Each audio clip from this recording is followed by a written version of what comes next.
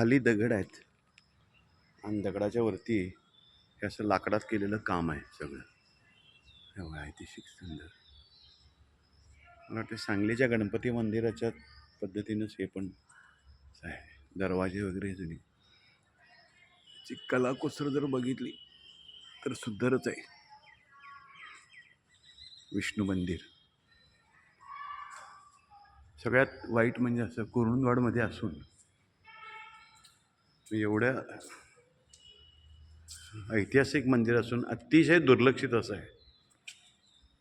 बघा बघा ना याची डिझाईन बघा. कोण माणसं नाही आहेत, काय नाही आहे. एखादं कोणतरी भक्त येतोय.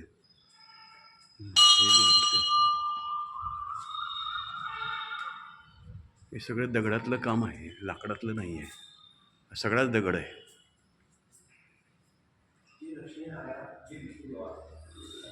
श्री विष्णू मंदिर आहे. सुंदर, अतिशय सुंदर असं मंदिर आहे. ही नक्षीकाम पण त्यावेळेचं दिसते.